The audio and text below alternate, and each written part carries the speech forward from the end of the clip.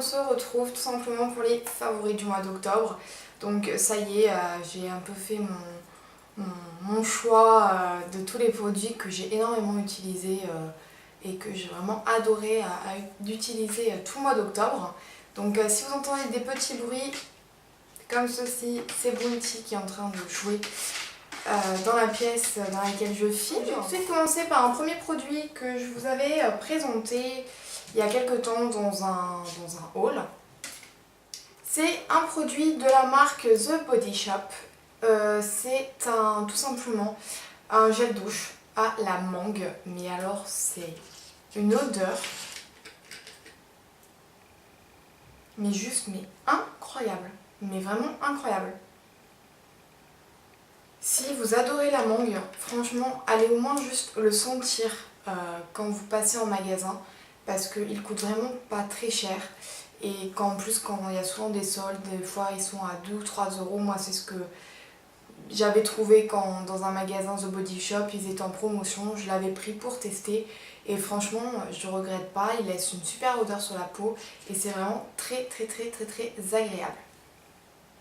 Donc voilà, quand je sors de la douche, justement, après avoir utilisé ce gel douche à la mangue, j'utilise encore et toujours mon beurre corporel à la mangue, toujours de The Body Shop, que j'ai quand même pas mal creusé. Hein. Là, je pense que ça se voit, il sent mais divinement bon. C'est juste incroyable. L'odeur des produits The Body Shop, je trouve que c'est tellement réaliste et ça fait absolument pas chimique. Donc c'est vraiment très agréable à utiliser. Et je trouve que voilà, c'est très cocooning, avec le froid qui commence à arriver, je trouve que c'est vraiment super sympa. Ensuite, on va passer un peu aux soins et j'ai sorti un produit que j'avais eu dans une glossy box. C'est de la marque Anatomicals. C'est un spray en fait à la menthe poivrée et à la lavande. Ça sent assez bon. Ça sent vraiment le frais en fait, tout simplement. Et ça vous permet d'hydrater un peu votre peau après l'avoir lavé par exemple, pour enlever un peu le calcaire, etc. Ce que je fais en général, c'est quand j'ai fini de nettoyer mon visage, je m'en pchite un petit peu et je me brosse les dents le temps que ça agisse et que ça s'imprègne au niveau de ma peau. Je trouve que c'est vraiment très agréable. Donc voilà, j'avais envie de l'utiliser, je me suis dit allez, pourquoi pas, j'avais envie d'un truc qui change un petit peu. Toujours au niveau des soins, je vais vous parler de deux crèmes, une crème de jour et une crème de nuit. La crème de jour, je vous l'ai déjà présentée dans mes favoris du mois de septembre, mais que j'avais utilisée pendant une semaine à 10 jours et que j'adore. Donc c'est la Multi-Active Jour de chez Clarins. C'est une crème lissante pour les rides précoces. Donc en fait, c'est utilisé à partir de 25 ans, on va dire. C'est une crème qui sent très bon, qui est assez onctueuse, mais qui vous laisse un léger film gras, mais vraiment pas trop serre. Vous pouvez vous maquiller derrière. Moi, j'ai aucun souci avec mon make-up dès que je le mets.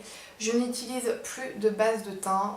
Je vous avais fait une vidéo sur la base de teint de Sephora et qui avait été pour moi un peu un flop.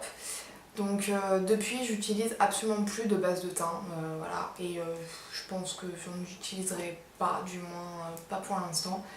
Mais voilà, je suis vraiment très contente de cette crème, elle hydrate tout au long de la journée, j'ai aucun souci. Donc à voir après en plein hiver, est-ce qu'elle sera assez riche ou pas? Je pense que oui. Donc voilà, je suis vraiment très ravie de cette crème de jour. Et donc toujours dans les crèmes, j'ai celle de Rexaline que j'ai achetée, je vous l'avais présentée dans mon haul solde de cet été. Voilà, que j'avais acheté en solde, je ne sais plus à quel prix, mais je vous renvoie à ma vidéo directement des soldes de chez Sephora. Donc voilà, j'avais pas besoin de cette crème quand je l'ai achetée, mais je savais que voilà, j'en aurais besoin, bien évidemment, quand j'aurai terminé mon pot d'avant. Et donc c'est celle de la gamme Hydradose. Donc c'est une spéciale peau sèche ou fragilisée. Alors vous allez me dire, mais peau sèche? Mais t'as pas la peau sèche quoi? Non, j'ai pas la peau sèche. Mais comment vous dire? J'ai la peau quand même assez déshydratée. Et qui a vraiment besoin d'être quand même un peu nourrie au niveau des joues, au niveau du front. En fait j'ai une peau mixte mais juste au niveau du menton, vraiment, et au niveau du nez quoi. Mais j'ai pas le front qui est gras. Donc j'ai vraiment besoin de quelque chose qui me nourrisse quand même pas mal la peau. Parce que c'est ce que je fais donc ce que je fais tout simplement la nuit. Donc c'est une crème donc, qui repulpe les rides et ridules de l'intérieur. Et voilà, je la trouve vraiment très sympa. J'avais testé une autre crème de chez Rexaline. Je trouve qu'elles sont vraiment très bonnes. Celle-ci est bleue et j'avais testé la rose. Et vraiment, j'en suis vraiment très contente de cette crème. Je trouve qu'elle est vraiment très très bien. Très, voilà, j'ai absolument pas la peau qui tire en l'appliquant. Donc voilà, ma peau le matin est vraiment toute repulpée, toute belle, toute fraîche. Donc voici, on va passer ensuite au dernier produit soin. Donc c'est ce petit produit-ci que beaucoup de monde connaît. Donc c'est le soin apaisant contour des yeux de chez Avène.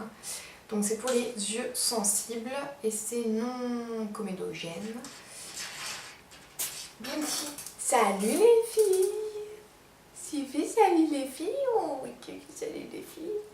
T'es un petit voyou. Tu es un petit voyou. Hein mon chat? Allez. Donc voilà, c'est très pratique. On revient à nos moutons. Donc le soin apaisant contour des yeux de chez Avène. Je l'ai acheté parce qu'en fait j'avais fini, vous savez, le contour des yeux, le All Right Eyes riche de chez Clinique. J'en étais vraiment ravie. Mais voilà, il coûte quand même 38 €. Je me suis dit pourquoi pas tester celui-ci. Donc quand mon chéri était en pharmacie, je lui avais dit si tu me le trouves, est-ce que tu peux me le prendre? Donc je crois qu'il l'a payé aux alentours de 10 €. Alors, je trouve que oui, il hydrate quand même un peu le contour de l'œil, mais pas assez je pense pour moi. C'est-à-dire que je suis quand même assez marquée, j'ai vraiment des rides déjà assez prononcées quand même pour mon âge en dessous de l'œil. Et quand j'applique derrière mon fond de teint, ça me fait des marques. Alors est-ce que c'est parce qu'il est trop hydratant ou pas assez hydratant? Je pense que c'est parce qu'il n'est pas assez hydratant. Parce qu'avec le All White Eyes, ça ne me fait pas ça du tout. Donc voilà, je vais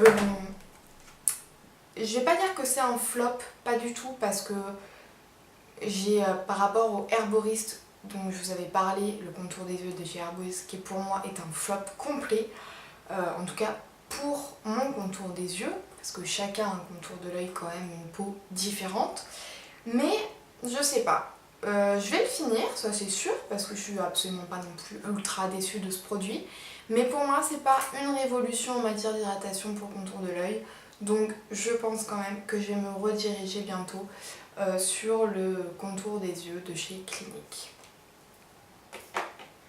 Ensuite, on va passer partie make-up et encore et toujours ce mois-ci, le fameux Baby Doll de chez Yves Saint Laurent, le mascara noir fétiche.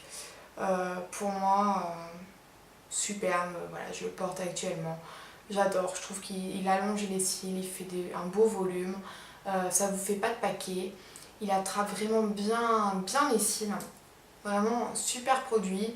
Après voilà, il y a beaucoup de filles qui en disent du bien mais qui sèchent quand même assez rapidement. C'est surtout le défaut principal des mascaras Yves Saint Laurent. Pour l'instant il n'est absolument pas séché, ça fait bientôt 2 mois que je crois que je l'utilise et il est toujours aussi top. Donc écoutez, de toute façon je vous le dirai en article sur mon blog, vous avez l'adresse en barre d'infos. S'il sèche vraiment tout de suite ou pas. Enfin pour l'instant moi il ne sèche pas. Donc c'est tant mieux. Ensuite j'ai ressorti un produit que j'avais un peu mis de côté pendant l'été. C'est la Mineralized Skin Finish de chez MAC en teinte médium. Donc là c'est ma teinte d'hiver. Donc je l'ai pratiquement fini. Hein. Là ça commence à être un peu... on voit la fin, hein, on va dire. J'adore cette poudre et en fait je pense que je l'utilisais à mon avis un petit peu mal, c'est à dire que je l'utilisais avec mon kabuki de chez ELF, donc je pense que j'en prélevais quand même énormément. Je le tapotais et je pense que ça me faisait, alors oui certes, une couvrance vraiment supplémentaire, mais peut-être trop de couvrance. C'est-à-dire que vu que j'ai le menton quand même qui regresse assez vite, assez rapidement, je pense qu'il devait être trop chargé en couches entre mon fond de teint, ma poudre, etc. Donc voilà, la make-up artiste, quand j'y suis allée, donc je lui en ai parlé, je lui ai dit voilà, je lui ai un peu expliqué mon problème. Et je lui disais qu'en plus, du coup, je la trouvais trop foncée pour ma carnation. C'est-à-dire qu'on voyait vraiment une démarcation. Alors là, vous voyez peut-être mon visage plus foncé que mon cou, mais c'est la luminosité qu'il y a dans la pièce. Il n'y a absolument pas de démarcation. Mon fond de teint est vraiment parfait au niveau de ma carnation, même au niveau du cou. Et du coup, elle m'a dit, je pense que tu en mets vraiment trop. Si tu utilises un pinceau beaucoup plus fluffy, on va dire, beaucoup plus souple et beaucoup moins dense, tu vas en mettre vraiment juste un petit peu et tu verras vraiment la différence. Et c'est vrai que depuis que je l'utilise comme ça, j'ai beaucoup moins le menton qui regresse vite ou quoi que ce soit. Donc je suis vraiment contente. Ensuite, l'avant-dernier produit, et on en aura terminé pour ses favoris du mois, c'est le blush Melba. Donc je le porte mais juste tous les jours. C'est le blush de chez MAC que j'ai acheté il y a quelques temps. Je vous ai fait un haul là il y a quelques temps. Je vous l'avais présenté, il me semble déjà, dans les favoris du mois de septembre, parce que je le portais pratiquement tous les jours. Et là je le porte tous les jours aussi. Je le porte là actuellement, j'en ai mis vraiment très peu. Et j'adore quoi, je trouve qu'il fait, il fait super bonne mine.